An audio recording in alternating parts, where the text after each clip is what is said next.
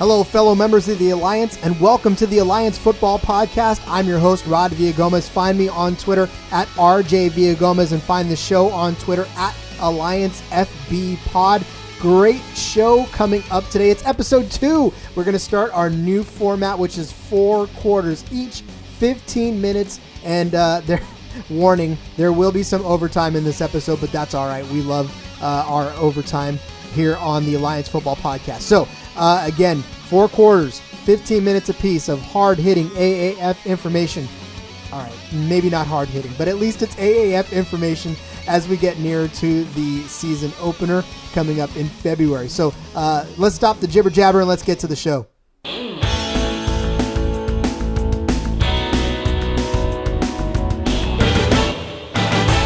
We get ready for the snap of the first quarter. Let's do a little Alliance Football 101. It's definitely set up a lot different than most leagues that you are familiar with, be it the NFL, college football, CFL. It's pretty much any league that's out there. This has got a very different feel to it, although it is football and it's still 4 downs for you CFL fans. And it's still got the same amount of quarters and it's still got the same basic goal. The structure of this league is a lot different. So if you're out there right now with no real knowledge of Alliance, the Alliance of American Football and how it's operated, then this is your 101. If you are familiar, indulge me a little bit and keep listening to this, and maybe you can correct me if I'm wrong, because again, this is all off of research that I've been doing over the last week or so, and so, you know, trying to put it all together into one for those who aren't necessarily familiar with the league yet, as they're learning, as I am learning about what's about to kick off in February. Now, I will say this, there is, it's hard to put together a full story of this league. There's a lot of press clippings out and there's a lot of speculation, and then the league itself releases these little bits of information, but, it's hard to put together a full story. I think once the season gets going and we're full-fledged and there's game recaps and everything, shows will get a little bit better. But until then, we're still all in preseason mode and pre-league mode for that matter. So you got to bear with me and maybe everybody else out there that's doing a whole lot of tap dancing until we get the show underway. So let's start first with the roster size. We know that most NFL rosters are the 53-man rosters, and but this is not the case for the AAF. In fact, they have 50 people on their roster. Now, this also gets into where, you know, it might be a little bit easier to do because they're kind of doing away with the kicking game, which we'll talk about later. So roster management might get a little easier because you don't have to roster 2 specialty kickers. You can really just have one guy to do the punting. And then if they can also do field goals, that's a plus. And I know that and now this is just a little bit of background on me, is that I do a CFL podcast as well. And so I know that in the CFL, that there's a lot of times where a punter can also pull up and kick a field goal as well. And they're dual threats in that position. So I know a lot of Americans aren't used to that. They're not used to a kicker being able to do both. It's always, you know, bring on the punter or bring on the kicker. But in the CFL, it's widely practiced where a punter can also come on and be the kicker as well. So it won't be that much of a shock for CFL folks to actually digest that. But I know for Americans who are all bent out of shape over specialty, that could take a little bit of getting used to. So the punter will also probably end up being the place kicker. And listen, kicking is a huge part of any game, especially the punting part of it. Now, again, if they're going to do away with kickoffs, that lessens the special teams aspect of things. But you know, having to only roster one kicker, or maybe even a kicker and a backup, but I doubt they'll have a backup. I think one kicker might suffice for a while. But we'll see. We'll see how this roster construction actually makes personnel decisions going forward. I mean, this initial run, nobody knows what's going on. Everybody's speculating. Everybody's trying to figure out what's going to work best for their teams. But until we actually get going with this, I think people will learn how to construct the roster better and to make all the right moves that they need to make for their team. And whether that means a backup kicker or not, who knows? So we'll see as it goes forward. And we talk about kickers and we lead right into the next difference between the NFL and this AAF is that there's no kickoffs. There won't be a kickoff at all. It's crazy to think of a football game with no kickoffs. And in fact, again, I go back to the CFL because a lot of these things you see in the CFL where after a touchdown, you can opt to start from the 35-yard line with no kickoff. And a lot of teams will do that if they don't, trust their returner, or if it's bad weather conditions, or just if they don't want to take the risk of returning a kick. More often than not, they'll start at the 35. And so this is what's going to happen for the AAF is that there'll be no kickoffs, which again leads to no special teams, which again leads to fewer needs on the roster because there's not the need for special teams players as it were, not in the traditional sense of what we're used to anyways. So I don't know what kind of strategic differences that'll make in the game. I know for pace of play, which is something that the AAF is trying to stress, that certainly will speed up the game because kickoffs, again, if you watch the NFL, right, the kickoff, especially more often than not, they kick the ball off after a touchdown and then they go to commercial break, right? And it's almost as if every kickoff is preceded by and then followed by a timeout or a TV timeout of some sort and a commercial break.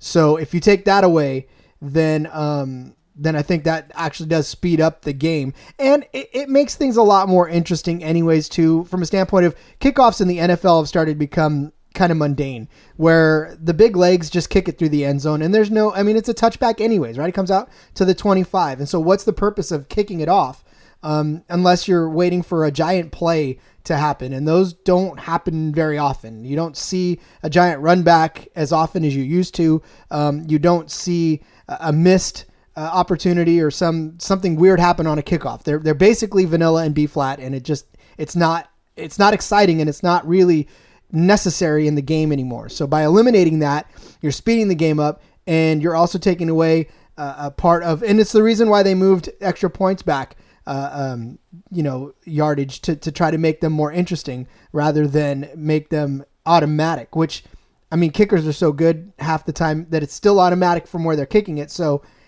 I don't know. We'll find out. We'll find out when this all plays out, how that affects strategy and how that affects the pace of the game. And another thing that was actually introduced into the AAF that is supposed to speed up this game as well is that there will be no automatic review of plays. So no automatic replays that go into effect. Like the NFL, after scoring, there's an automatic replay. Turnovers, there's an automatic replay.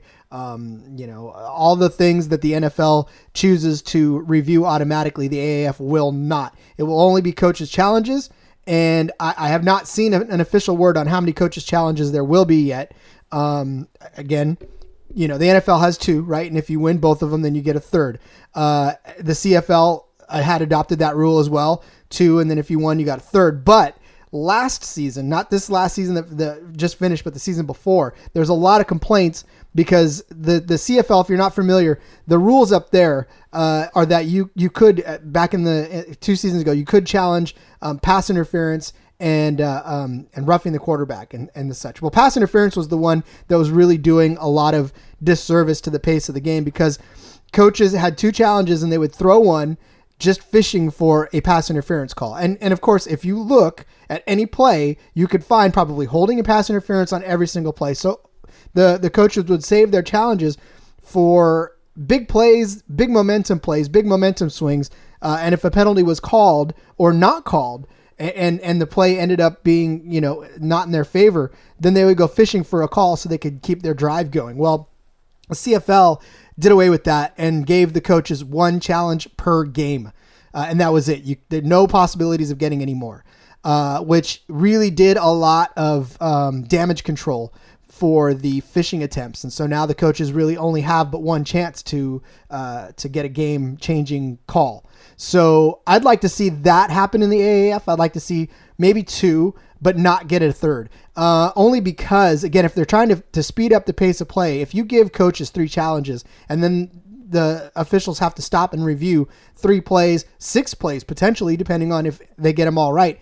That'll definitely slow the game down. So give them all just 1 challenge per game. I know there's no automatic reviews, but if we're talking about pace of play here, then I think 1 is sufficient, and then we'll see how it goes from there. And look, hopefully the AAF is as willing to make changes even mid-season as the CFL is. And I know a lot of my American listeners are still not familiar with the CFL, but the CFL will change rules midstream in the middle of the season if it means that it's getting it right by its fan base. And so if the AAF can adopt that same type of policy and change rules when it needs to change, because this is the first season, a lot's going to go wrong.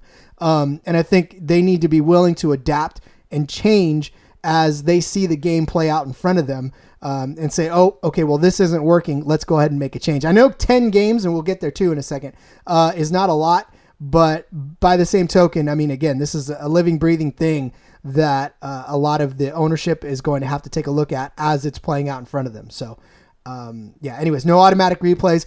Pay is going to be 3 years, $250,000. That's the contract, the basic contract. But there are incentives that are out in front that the players can make more based on social media, performance on the field, performance of their fantasy team, or themselves on fantasy teams.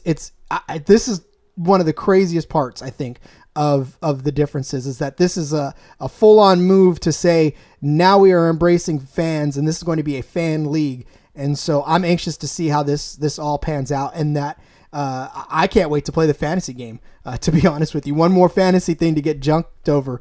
And maybe DraftKings will adopt, but you will see. And again, a lot like with the CFL, and you're going to get tired of hearing me say this in the next 4 minutes, but CFL runs more of a daily fantasy thing on their website, which is TSN's fantasy game, and it is a daily game. It's not a weekly. They don't have a season-long team because there's only 8 or 9 teams in the league. And so with the AAF having only 8 teams, that definitely, and with 10 games, it lends itself to more of a daily fantasy than it does to anything else. So that is definitely a move that I'm anxious to see, because I want to play fantasy AAF. And you got to learn these players, right? And there's no better way to learn players than to play fantasy football, especially in a DraftKings daily format, because now you're staring at these different names. You didn't just draft, your roster, and now you're staring at the same names every week. Now you have to play and learn and figure out who the best players are on that team. So speaking of the players on the team, draft. The draft was a little different. It wasn't a big draft where everybody sat around and called out college names. In fact, the first round of the draft, a lot of teams were actually just protecting quarterbacks, because they got quarterbacks. They could pick quarterbacks, but they could also protect quarterbacks that were on their list. And so a lot of teams decided to do that. And then from there, teams had a chance to select different players. If you want the full draft recap, go on the AAF website, check it out. There's a lot of cool names on there that you probably recognize, and we'll talk about that in the second quarter. But it was a different draft. It wasn't just a normal type of draft that we're used to seeing in the NFL. Again, this is a new league, and so they're breaking new ground. And they couldn't draft from just anywhere. In fact, teams are allocated, different teams in the NFL, different college areas based on their geographic location. So a player is eligible to play for a San Diego team if they're part of X amount of colleges that are allocated to San Diego, and CFL teams that are allocated, and then their professional career where they played.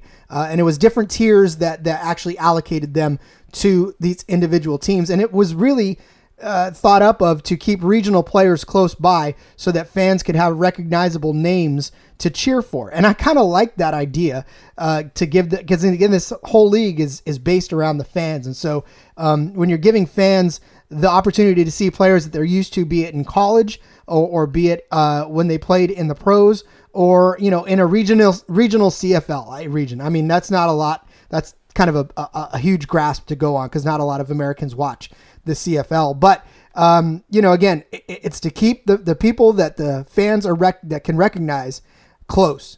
and hopefully put butts in seats and potentially make the league a success in its first season. So, woo! That just is the tip of the iceberg. That is the beginning of the differences between the league, and that was just a crash course. That was 101.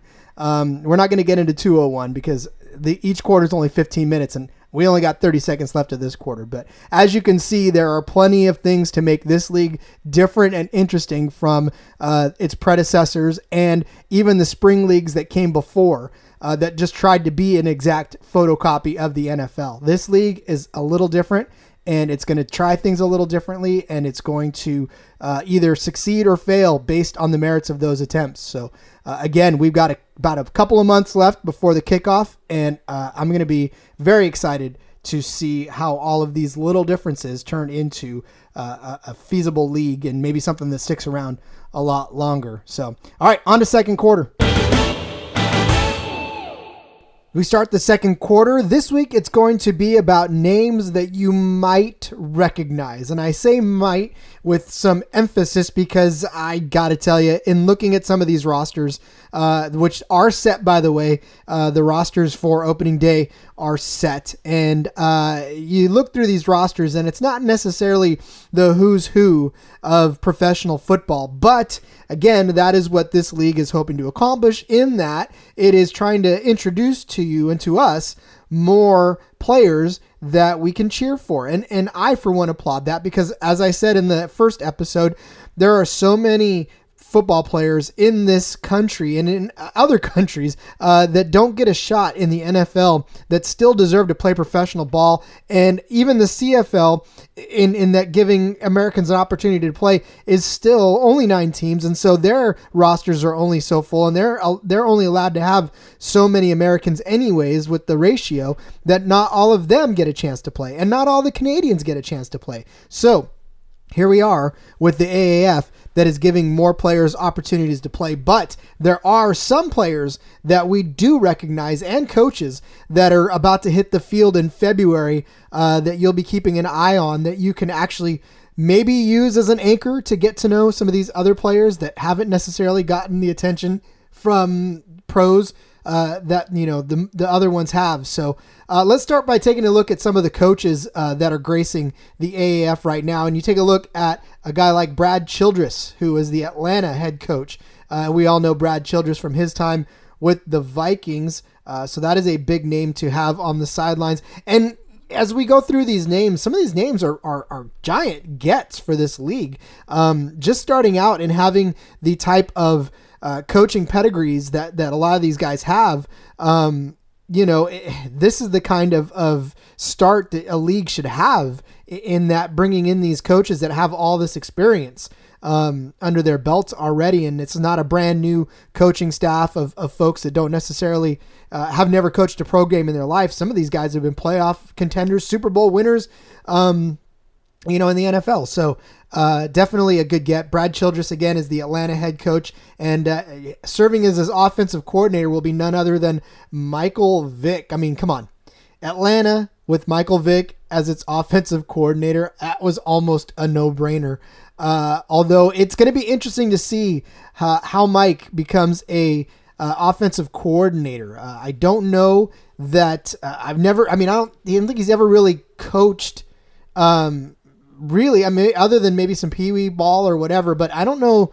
I mean, this is going to be one of those experiments that this league is trying with these big names in big places. And Michael Vick is a huge name in Atlanta, so obviously, if nothing else, people are going to want to go see or have the Michael Vick experience on the sidelines at an Atlanta game.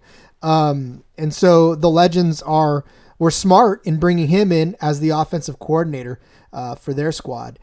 Turn over to Orlando and Steve Spurrier, who of course made his name with Florida and South Carolina among others. But yeah, Steve Spurrier, a huge name to go grab and bring in as a head coach, and he'll be in Florida again as the Orlando coach, the Orlando Apollos head coach. So again, that's a gigantic name to put on the sidelines. And this will be interesting because, again, these guys have all coached successfully, and say what you will, when you put guys around him that can play, you never know what you're going to get. And I'm excited to see the resurgence of some of these coaches as well, because lost in all of this is probably going to give some coaches a chance to showcase their talent and quite possibly feed into the NFL as well, because coaches might be a little easier to pull up than players as just kind of a feeder system type thing. But we'll see. Mike Singletary gets another crack at head coaching. He's the head coach of the Memphis team, the Memphis Express. And, we all know his background. Obviously, he was on the Bears and the heart of the defense and all that other good stuff. And now he gets to try again as a head coach. Didn't go so well for him in San Francisco. I think he got a raw deal, to be honest with you. As a Niner fan, I'm a little bit sad with the way it all went down. I think he could have been a great coach, and we'll get to see now whether or not he just was a victim of circumstances, or that he's actually going to be a decent head coach for a professional football squad. Another 49er coach that didn't necessarily get off the ground was Dennis Erickson, and he goes to Salt Lake to become the head coach there. So we'll see how that works out for those two pair of ex-49er head coaches, and maybe they'll right the ship when they're up there in the AAF. Not necessarily a name that you recognize, but for UCFL folks that might be listening, Mike Riley's coaching San Antonio, but not that Mike Riley. But there is a Mike that you'll recognize, Mike Martz. He is the head coach in San Diego, and we all know that Mike Martz was a Rams coach once upon a time, so that is a good get for him. His offensive coordinator, John Kitna, longtime Seahawk, longtime NFL journeyman, so we'll see what he can do with the offense over there in San Diego. Turning to the players' side, there's quite a few of them, and we'll go team by team. We'll start with Atlanta, where Khalil Bass is a linebacker for Atlanta, and many Americans may not be too familiar with the name Khalil Bass, but those of us who are CFL fans, more specifically Ottawa Red Black fans, recognize that name. He was once a member of the Ottawa Red Blacks and the Grey Cup winning Ottawa Red Blacks, by the way, so Khalil Bass, linebacker for Atlanta. Aaron Murray, quarterback out of Georgia. He was a big deal. And that's one of those regional protection guys that the quarterbacks, he is the guy that's supposed to draw in some seats because he was a quarterback in the area. Aaron Murray for Georgia. Denard Robinson, running back. He spent some time with the Jaguars. I remember him well because I think I drafted him or at least picked him up off of waivers a couple of seasons ago in fantasy football. So he'll be patrolling the backfield for Atlanta. Turning over to Birmingham, Nick Novak. If you remember that name, he's a kicker at the Texans. And so he's going to get a shot to be the kicker in Birmingham. Trent Richardson. That was one of the first names that was announced, and a lot of hype around him trying to make a comeback in professional football. But lest they forget that he did that a little earlier north of the border and did pretty well in the CFL. He played for the Saskatchewan Roughriders, and in the games that he appeared in looked really good and then kind of dwindled off. But he's going to try to make a comeback in American professional football with the Birmingham Iron. And Washington is getting another former CFLer. Washington. Birmingham's getting another former CFLer. LaDamian Washington. Say that 3 times fast. LaDamian Washington. You might remember him, CFL fans, playing with the Blue Bombers this season.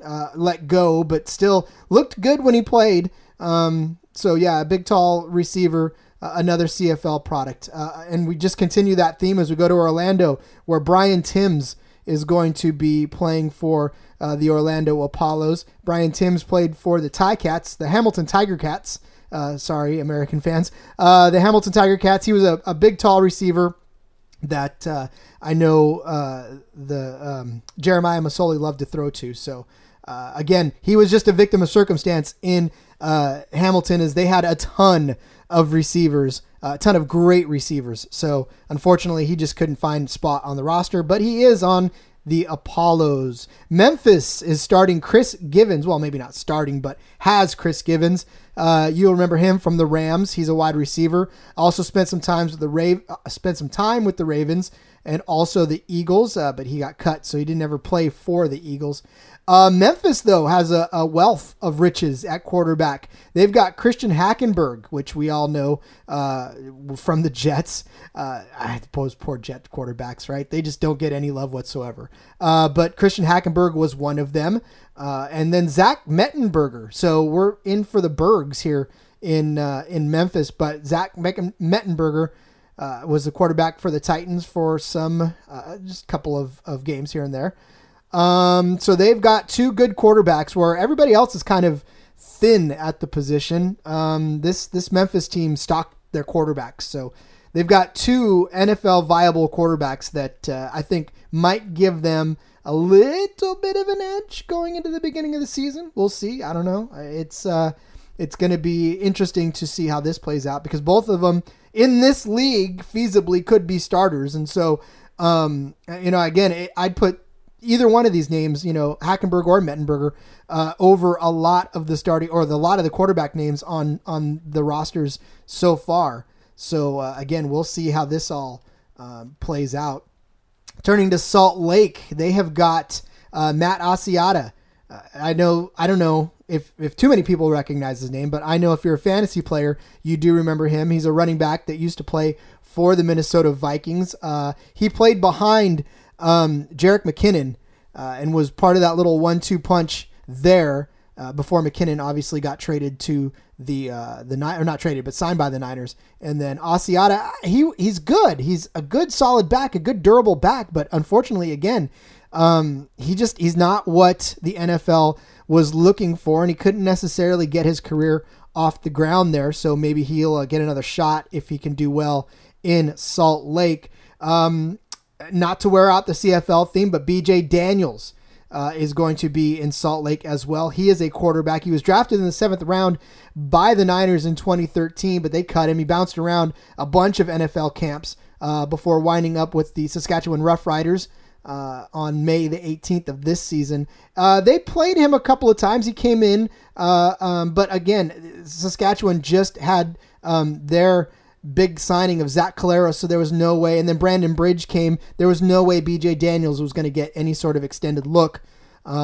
He again came in and is a mobile quarterback, but just could not find any purchase on that Riders roster.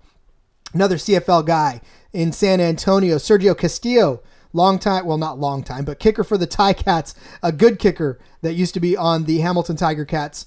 This is one of those guys that we talked about in First Down that can do both, that can punt very well and can kick a field goal. And so we'll see if that is how he is being used in San Antonio. Tried out with the Red Blacks at the beginning of last season, but Lewis Ward and really just ran away with that job from day one. So Sergio Castillo could not get on the roster. Richie Leone, Sergio Castillo,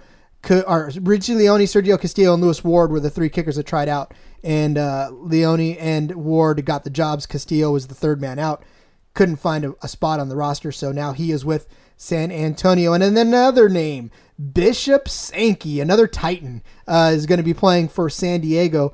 He will be on the fleet. Bishop Sankey, one of those names that if you're a fantasy football player, he was preached and shouted from the rooftops as the next heir apparent, especially if you listen to the CBS fantasy football podcast. I know everybody was high on him, including Dave and Jamie. And I don't know if Adam Azer was necessarily that high on him, but Dave Richard and Jamie Eisenberg were pumping up Bishop Sankey left and right. And so as a running back, we're going to see what he can do in this league. Again, this is a league of second chances, apparently. So we're going to see if he can get a second chance. Again, he was with the Titans from 2014 to 2015. Spent some time on the Patriots roster as just off season. Was bounced around from the Chiefs and then to the Vikings, and now he is on the fleet. So again, there's a lot of decent names on these rosters, and these are only some of the ones that if you're a casual observer of the game, or if you're somebody that's played fantasy or maybe watched other leagues as the CFL we talked about. These are names that you'll recognize. And again, the league is trying to come from a more geographical centric approach. So if you look at the rosters and you look at the colleges, a lot of them are all from around the area that they're playing in. And so what that's supposed to do is it's supposed to bring folks in that remember watching them in wherever they were playing, whatever pro team, whatever college, whatever they were playing. And then from there, it kind of just branches out to whoever was on it. But with the coaching staff that's in place, with the ownership team and the management team of the entire league that's in place, this thing seems like it's set up for a pretty decent run right from the get-go. And so, with only 10 games in the season, this is going to be a fun sort of shootout experience, as it were, because there's going to be a lot of faces and a lot of names that you don't know right now that you're going to have to learn quickly and remember, especially if you're going to play the fantasy game. And then from there, you got to hold on to those names for the next 10 weeks and hope that you can remember by the end of it. So we'll see. We'll see how many more names become household names by the end of this season and going forward, and how many legends can be produced out of this league. Time for third down. Back from the half, and it's time for third quarter action on the Alliance Football Podcast. And we are now underway with practices, first meetings and practices and mini camps and all the fun stuff. That means football is right around the corner.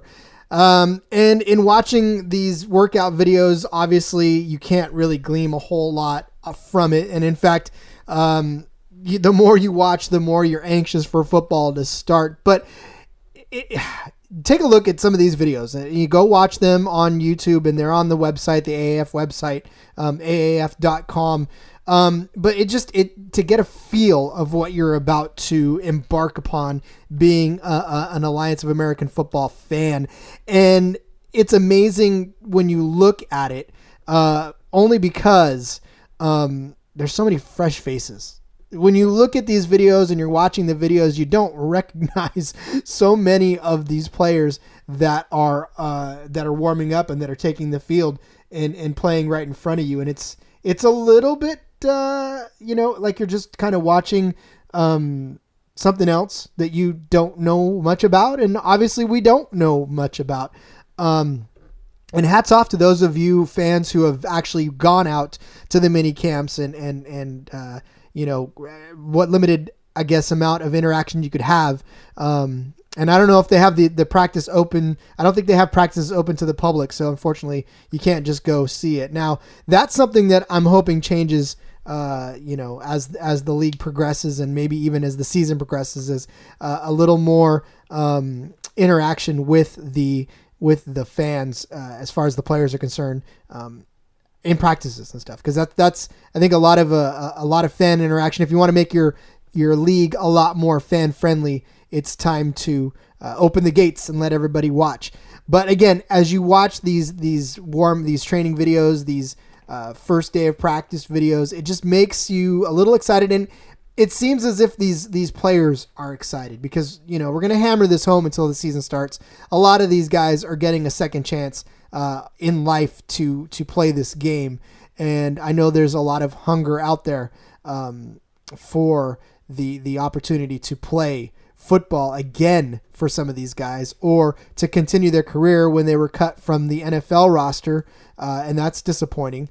But the way it's positioned as a team that is playing, or as a league that's playing, as soon as the NFL season stops for the next 10 to 12 weeks, obviously with playoffs and the championship game, not interfering at all with most of the NFL operations. So it makes it easier for these players to actually make that transition should the need arise.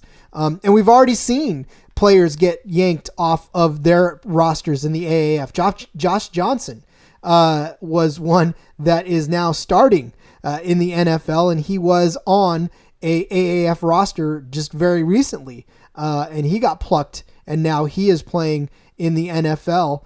And so it can be done, and I think that right there might have been the best validation that the league could have had even before it's even set foot on a field, is that if that player, if Josh Johnson was NFL ready before the league even started, what does that say about some of the other guys? And what's that going to say going forward for some of those guys that actually are talented enough, just needed a little more seasoning?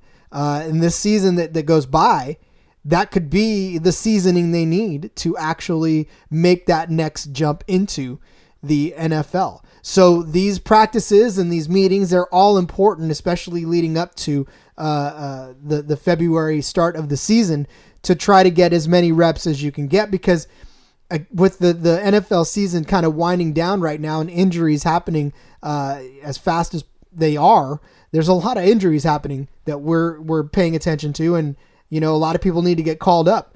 And where are they going to get called up from? Well, again, a lot of these guys that are on rosters right now were on the cusp. A lot of these guys spent time on several practice rosters, on several, got into invited to several of the teams as camps, but just got cut for whatever reason, right? Couldn't find a spot on that roster.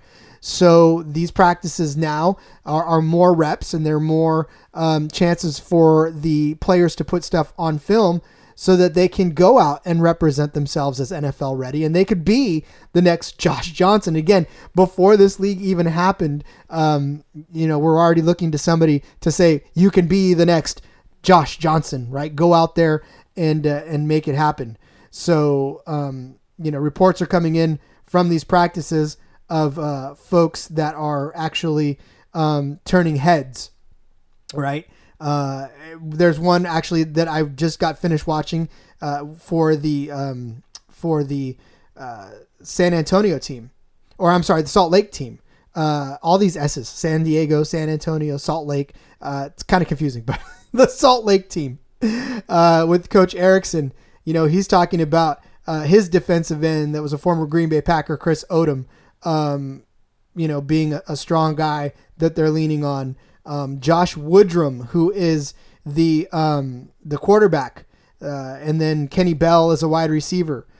They were actually both on the Ravens practice squad roster, saying that they're really doing well together. So this is the time, right, for these guys who have all been journeymen of some sort to find some sort of cohesion and get together as a team to make their second chances happen. And, again, this is not the first spring league that's popped up. In fact, there is a spring league out there right now that's when it's third or fourth season or something like that Johnny Manziel famously played in for a half and then went to the CFL.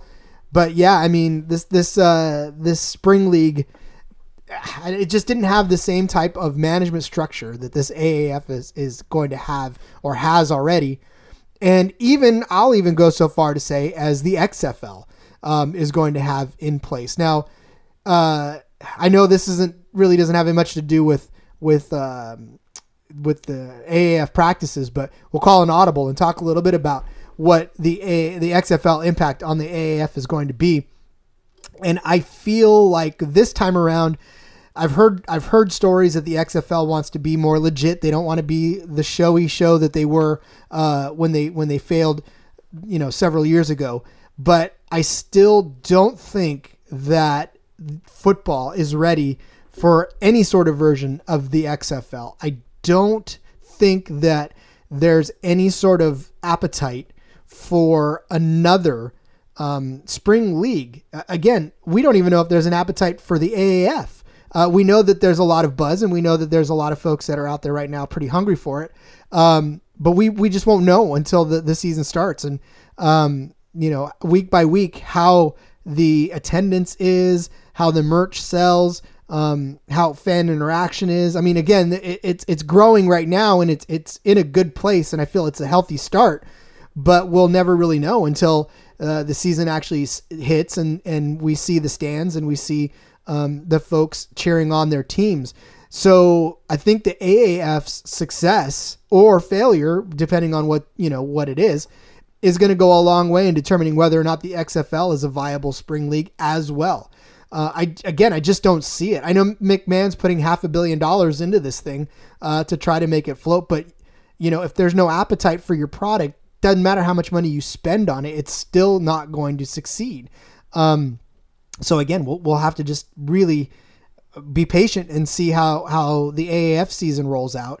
And, again, I listened to a lot of the podcasts. I want to give a big shout out to the Memphis AAF, which actually you'll hear from in the next down. And then also the War Room, the San Diego Fleet podcast, the Shipyard, man, those guys, give them a listen. They're funny. But yeah, so a lot of these AAF podcasts who have folks that know a lot more about it than me are already, saying that the AAF is not really concerned about performance this year because they're trying to set up shop for year 2 and year 3 and beyond. So they're not necessarily scared if the league does not do as well. Now, obviously, they don't want it to be a monumental failure, but should it not do as well as they're expecting or hoping for, they know they're in this for the long run. And so their money's not going to be scared money, and they're not going to go run and fold up after one season if this thing is not necessarily as lucrative as they expect it to be in this first season. So, but judging by the social media buzz and the fact that there's a lot of folks that are actually taking ownership in this league, and shows like Memphis AAF and those shows that have been around. Look, Memphis AAF has over 20 episodes, and we'll get into this, but the season hasn't even started yet. That's impressive. That shows that there's some fans that are willing to embrace this league sight unseen. They're willing to get excited about the product on the field, even though they've never seen a snap from the AAF officially. Never seen a kickoff. Oh wait, there's no kickoffs in the league. But yeah, so they've never witnessed a down of AAF football, and yet, with these practices and all this stuff that are underway right now, it's getting fans a little more excited to know that we're not that far away, and that football in the spring will be happening, and it's going to have some names to watch. It's going to have some names to get to know and to love. And, much like the XFL did, because the XFL didn't do everything wrong. I really think that, making some of these guys household names, like He Hate Me, Rod Smart. I know that not too many people remember Rod Smart, but everybody remembers He Hate Me. And if you remember He Hate Me, then chances are you're probably going to remember Rod Smart too, because, you're a football fan and you kind of geek out over those things. But, you remember Tommy Maddox and some of the guys that, played in that league, but hopefully you'll start remembering names like Christian Hackenberg for more than not making it into the NFL, right? Or Zach Mettenberger or Bishop Sankey, right? You won't say those names with a asterisk by him and say, but they could have been, but now you're cheering for him on their team, on the new team that they're playing for, and maybe they become household names in that league. And maybe they don't want to cross back over to the NFL. Maybe they don't care that they're not going to make millions because, they're making a decent living playing football still, because not a lot of jobs out there are going to pay you $250,000 over 3 years to play or, there's not a lot of jobs out there that'll do that for you if you're a football player. I know that there's a lot of football players that still hold on to the dream and they're still playing out there and they don't want to get another job. They just want to play football. So these practices and these mini camps and these meetings are giving these guys an opportunity to play this game and to go out there and to earn that contract and hopefully get more incentives, right? Get fans involved, do well on their fantasy teams, which I'm wondering the fantasy teams, and I'll digress for a second, but I'm wondering, the fantasy performance is also a bonus, right? In this new structured salary that they've got going on. But what does that mean for defense? What does that mean for defensive players who don't get the numbers? Are we talking IDP numbers? Are we talking incentives based on, pancakes, blocks, like guys that aren't going to put up yardage and touchdowns? Like, what is their incentive going to be, since they can't necessarily contribute to the fantasy aspect of those incentives a lot like quarterbacks, running backs, receivers, et cetera, et cetera. Because even if you did an IDP, which is individual defensive player aspect of it, you can't count sacks for everybody. Not a lot of safeties are going to get sacks. I don't know. It's weird. And then, the linemen, offensive linemen, what are they going to do? Like, what can they get? The only thing they can really get counted for is pancakes, I guess. And I don't know. It's an interesting angle. I want to see how it all plays out, and I want to see. I know that's the theme for this show, right? Let's see how this all plays out, because we don't know. We're all speculating. A little exchange on Twitter between all of us, Memphis AAF and the War Room, and I think the SA Command Post. It's just, we're all speculating. We all don't know. We're all sort of just kind of putting our hat in the ring and saying this is what we think is going to happen, and none of us will actually know until that first snap of the first game on CBS, and then we'll all know. Then we'll all be experts. Then we all have something more to talk about than just, hey, isn't this going to be cool? Because it will be, and it'll be football, and it will be coming soon. So, again, keep your eye out on the AAF website. They post more videos and more news from the practices. And, again, it's just practices, but it's football to watch while you're not watching football. So, time for fourth down. All right, it is the fourth quarter. It is the interview quarter, and look, I don't mess around. I like to bring the big guns in early because, first of all, it makes me seem a little more legit, and it's also just fun to build family. So I have offered the invitation, and they have graciously welcomed themselves onto the show. It is the hosts of the Memphis AAF podcast. It is Dan. It is Michelle. Thank you so much for being on the show. Absolutely. Thanks so much for having us. It's so great to be guests on your show. Well, it's great to have you. Yeah, this is the first time we've been a guest, at least, because I've been a guest on one podcast, but that was about something else. But this first time actually guesting for the Alliance of American Football, so it's kind of exciting. Definitely. Isn't it wild though? This new league, it just feels like everybody now is starting to scramble for their spot in the, I guess, social media world of it. But you guys have been around for a long time, 20 episodes, and the league hasn't even taken a snap yet. What were you thinking? Well, it actually all started with Dan. I don't know how he even first heard about it.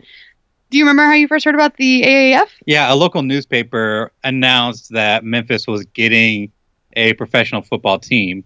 And so as soon as I saw that, I'm like, hell yeah, let me get all over this. Yeah, so he just hit the ground running. He looked all over social media to find as much information as he could. He sat down to record his first episode, which was actually a solo episode. Okay, do we need to talk about this? We do. We do need to talk about this because we get to all hear about how great I am. Because his first episode by himself was it was really rough.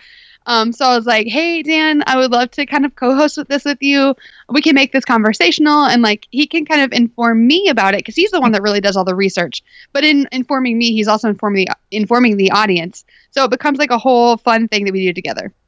Well, and it's fun because you get to do it together. And the fact that you guys have such a great dynamic on the air. I don't know what your home life is like. Maybe you turn it on when you're on and then off when you're off. But I mean, it sounds like you guys really like each other. So that's a great dynamic to have. And it's fun to do it together. So kudos.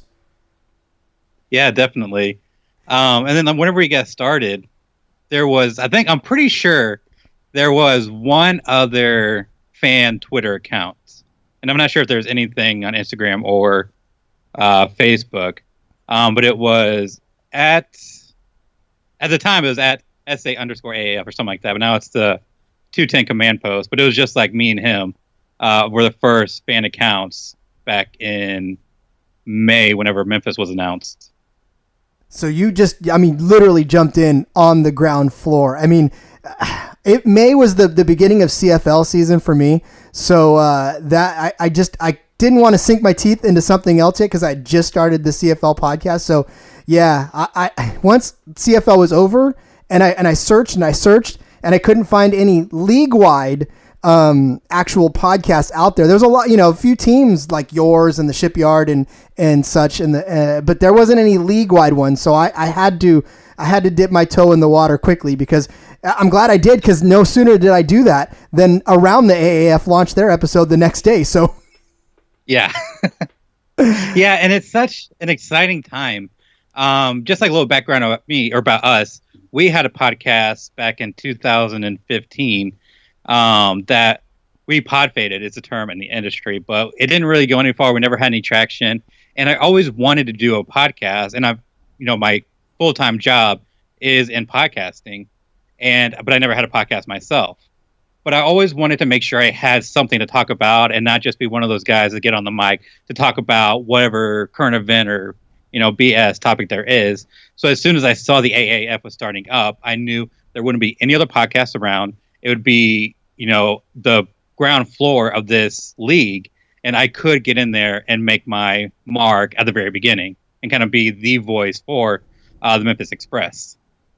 Yeah, and what a great opportunity it was for you, and of course for you too, Michelle, because you actually were the one that gave Dan, the other person to bounce the ideas off of. So I feel like we're kindred spirits, because I'm really the same way. I pod faded.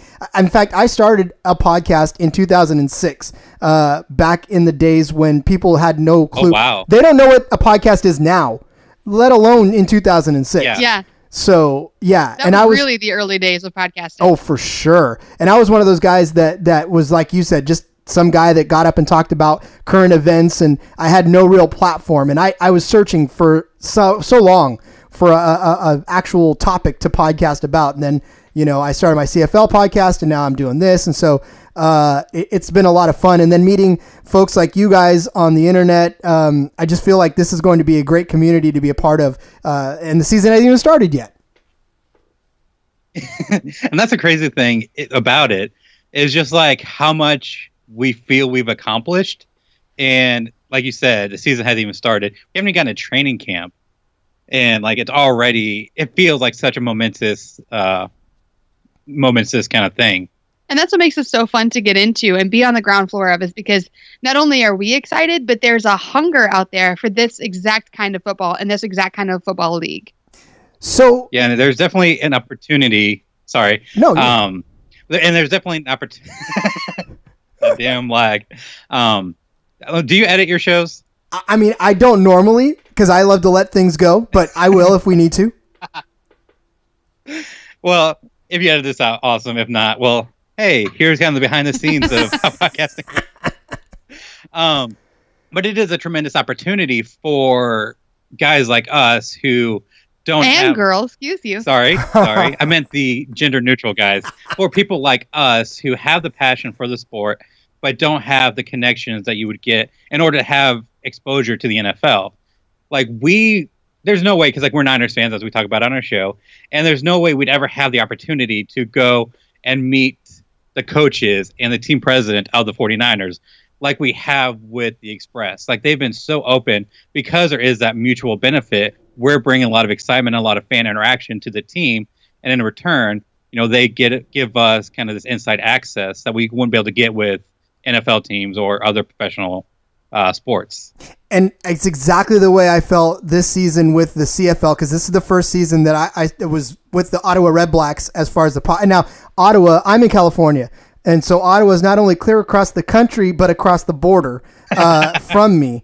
But they have embraced me and my podcast in ways that, you're right, I'm a Niner fan too, so again, kindred spirits, but in ways that the Niners would never do. They would never. If I emailed their PR guy 100 times, I wouldn't get a response. And that's frustrating. Yeah, and I've got the cell phone. I'm not going to say that, actually. I'm not going to say whose numbers I got. Like, I've got connection to the actual people at the top. Look, if I say that, I know I'm going to be flooded with emails about how to get tryouts or how to get signed. I'm not going to do that to myself. But yeah. They embrace us like, we couldn't with the NFL or with any other sports team. Yeah, and that to me, I think that's the end goal of any fan, and especially those of us who step forward and put out content. We want that experience. We want to go a little farther. We want to talk to the players. We want to talk to the coaches. We want to talk to the fans, right? I mean, this is the reason that sports fanatics are as passionate about sports as we are. And so I think it's great that you guys stepped up early and took the mantle on, because to me, you guys are like the gold standard in the league right now as far as podcasts are concerned, because you were first and you've been at it a while and the team really loves you. Yeah. Yeah, I mean, not to toot my own horn, but beep, beep, you know? Oh, that was corny, Daniel. Jeez. Hey, it's a quote from Jackass, so. But yeah, like, it's just been amazing. And like, and what's really awesome is just how many other good podcasts are popping up, even recently, like your show. You know, the Shipyard's still pretty new, and they're hilarious. Yeah, absolutely. You know, Fleet Speak has a great show, you know, for the fleet. You know, I think the Commanders have at least 2 shows. There might be a third one. But yeah, there's just so much excitement for this league. Yeah, and then they're around the AAF, but they're kind of closet. Well, they're not closet. They admit it. They're Apollos fans, so you know, maybe they'll turn theirs into Apollos soon. Yeah, there is an Apollos one as well. The Apollo Zero. Oh yeah, that one. Okay, there's another one. Yeah, I have some thoughts, but I'll keep them to myself. So, what's been your favorite part so far of this whole thing? What's been your favorite part of the experience? I think, like we were just talking about, just how absolutely accessible this is, because it's NFL football. It's the exact same thing with some improvements in opinion, but we're able to hang out with the team. We've gone to, you know, meetups with the players, and we've had guys on the show. The social media bonus that they have in order to interact with fans like us and people that are, you know, fans of the game, really makes it exciting. And the fact again, that there's just so much all around, like I said, hunger for this football and this community it's created. Yeah, for me, like all that, obviously, but I'm a little more selfish. The best part for me was, like, as we said on Niners Fan, so getting to meet former Niners head coach Mike Singletary, you know, the legendary Hall of Fame linebacker. That was such a surreal moment to be able to talk to that guy. Yeah, that's you. I don't know that I would have been like I've interviewed quite a few professional athletes in my time, and I think if I would have been face to face with Mike Singletary, you probably would have just heard a bunch of and then waiting for him to talk. I mean, I'd like to say we were a little more eloquent than that, but I'd be lying. I mean, it was really cool to talk to him because he was genuinely interested in hearing our opinions, and like he wanted to seriously have a good conversation with us. It so happened to be an event where there was a lot of people and a lot of stuff happening, so we didn't get as much time as we would have hoped for, but it was so cool to talk to him, and like he just gave us some really great time and good conversation. Well, you got to figure that as the season progresses and the more you get in his orbit, I'm pretty sure that you know, the conversations will get a little longer, and you may even get some press after press coverage, some post game coverage, and who knows, man, the sky could be the limit for you guys. Oh, that's what we're hoping for. We're so excited about all that. I'm sorry, did I just geek you guys out?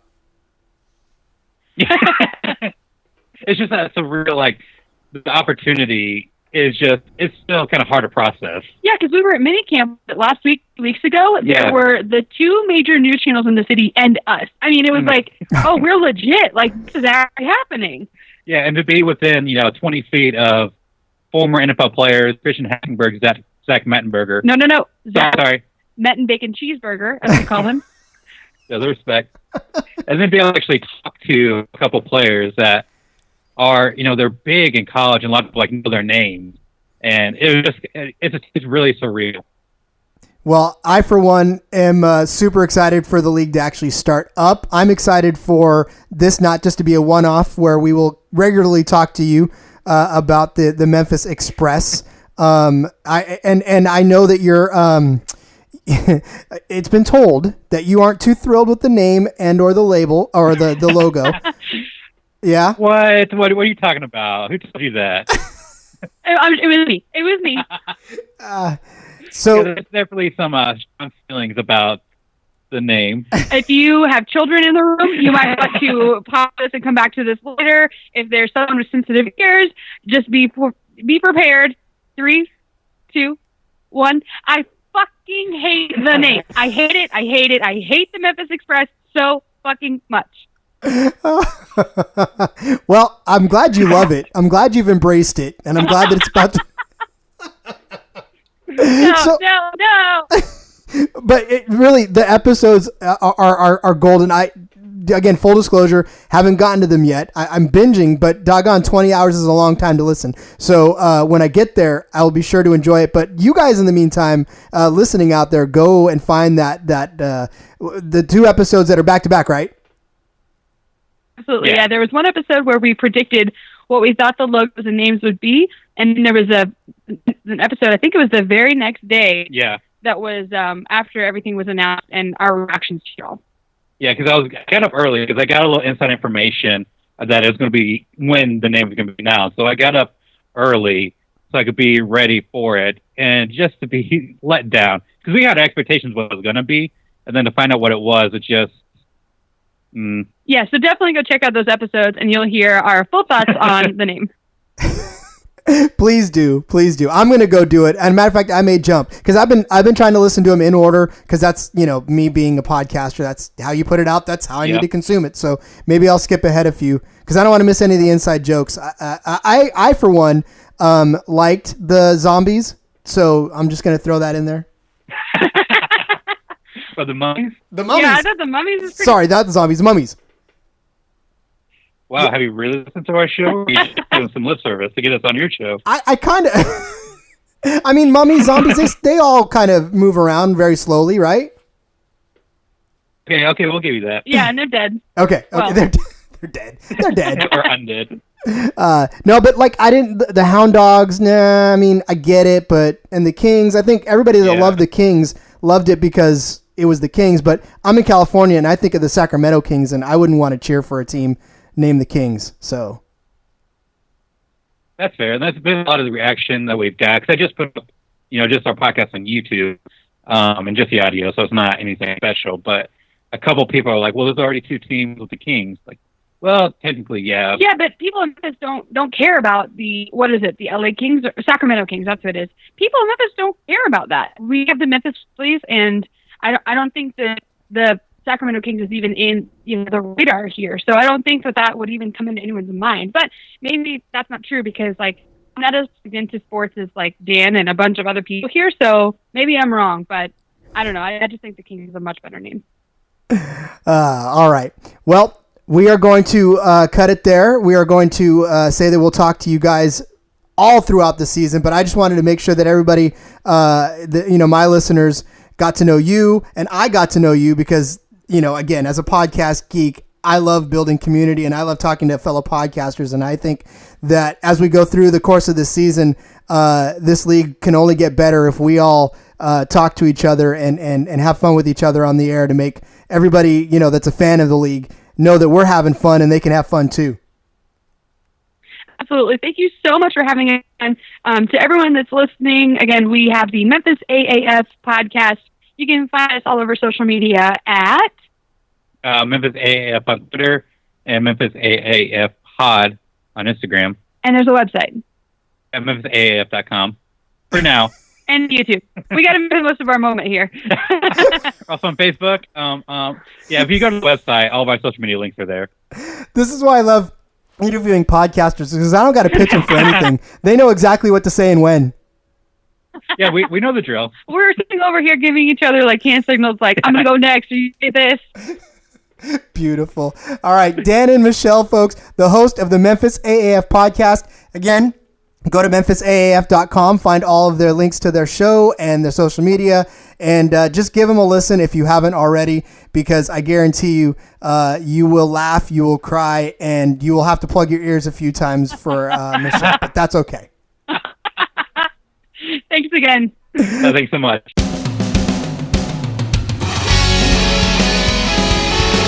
We've reached the end of episode 2 of the Alliance Football Podcast. I want to thank you guys for listening. Thanks for supporting the show. Again, follow us on Twitter at AllianceFBPod. We'll have other social media stuff out pretty soon, but whatever.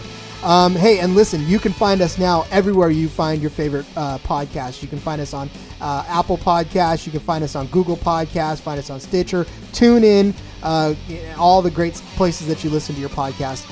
That is new, and if you don't want to listen where you're listening now and you have a favorite app, switch over to that. We're there. Big thanks to Dan and Michelle of the Memphis AAF podcast. Can't thank them enough. So much fun being on their show. I look forward to talking to them over the course of the season. Again, find all of the information for them at memphisaaf.com. And again, great episode of their, just to have them on and to be a part of the show. So big thanks to them. And thanks to you for listening and for making this show what it is, and a lot of fun for me to do. And until next time, are you part of the Alliance?